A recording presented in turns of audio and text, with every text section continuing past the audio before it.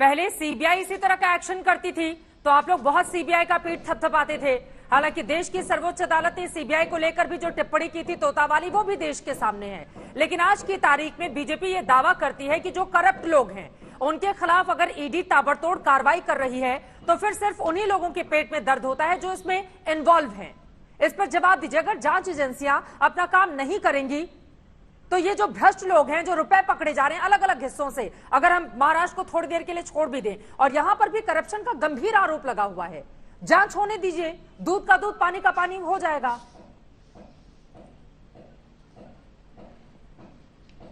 देखिए चित्रा जी, जांच के लिए कोई भी ना नहीं बोल रहा है। ईडी जितना चाहे जांच कर सकती है, लेकिन पिछले 8 वर्षों से जो हो रहा है, यानी मात्र विपक्ष के नेताओं को ही टारगेट किया जा रहा है। और ये हम देखते आए हैं 8 वर्षों से कि ये ईडी जो है, ये भारतीय जनता पार्टी की जो चुनावी रणनीति है उसके टूल किट का हिस्सा बन चुकी है। इसके जरिए से पॉलिटिकल फिक्सिंग हो रही है, इसके जरिए से सिलेक्टिव टारगेटिंग हो रही है।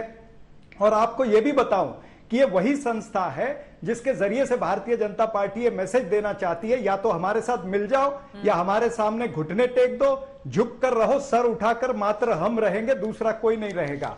ये वही ईडी है जिसने 2002 से लेकर आज तक 5422 केस इन्होंने रेड किए, 401 इन्होंने वहां पर जो दर्ज किए केस, और इनका जो कन्विक्शन रेट है वो मात्र 0.5%, यानी 23 केस जो है उसमें मात्र कन्विक्शन आया है। तो ये ईडी का जो गैर वापर हो रहा है, जो इसके जरिए से सिलेक्टिव टारगेटिंग हो रही है, इसका विरोध कांग्रेस पार्टी और हर विपक्षी पार्टी कर रही है कि भारतीय जनता पार्टी चाहती है कि ऑपोजिशन मुक्त भारत हो जाए। पहले ही आप ऑपोजिशन मुक्त भारत ये बनाना चाहते हैं और उसमें ईडी का वापर कर रहे हैं।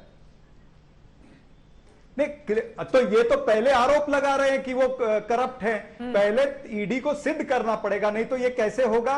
कोयला कांड हुआ था, कोयले का केस हुआ था, या 2G 3G का केस हुआ था, 1,76,000 करोड़ की बातें इन्होंने की थी, क्या निकला उसमें से। हाँ। ये वैसे ही केस होगा कि इसमें खोदा जाएगा पहाड़ और निकलेगी चुईया। ठीक है, गौरव भाटिया जी आप जवाब दीजिएगा जल्दी जल्दी, 2 और मेहमान हैं बहुत देर से बैठे हुए। सुजाता पांडे जी, खोदा जाएगा पहाड़ निकलेगी चुहिया, कई मामलों में ऐसा हो चुका है। वो इस बात का दावा कर रहे हैं कि दरअसल सिर्फ केंद्र सरकार लोगों को फंसाने के लिए, जो भी विरोधी दल है, जो ताकतवर आवाज है, उसको दबाने के लिए साजिश कर रही है, उनके आरोप है।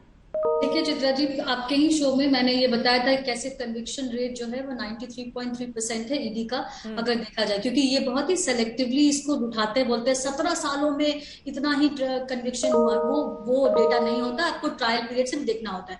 दूसरी बात, अभी आप पीएमएलए का देख लीजिए, ये यही लोग थे ना जो सुप्रीम कोर्ट गए थे कहने के लिए कि ये सब कुछ जो है ये राजनीतिक द्वेष का कारण है और षड्यंत्र है, जिसको सुप्रीम कोर्ट ने सिरे से नकार दिया और बिल्कुल ईडी के सारे पावर्स को इंटैक्ट रखा। इनफैक्ट उसको जिनको ये सारे भ्रष्टाचारी गए थे, नवाब मलिक, सत्येंद्र जैन, कीर्ति चिदम्बरम, ये सभी लोग उसमें थे। तो मुझे लगता है कि ये बात वहीं पे खत्म होनी चाहिए, क्योंकि इनके पास ले दे के यही एक बचा हुआ है कि भाई ये तो राजनीतिक षड्यंत्र का हिस्सा है।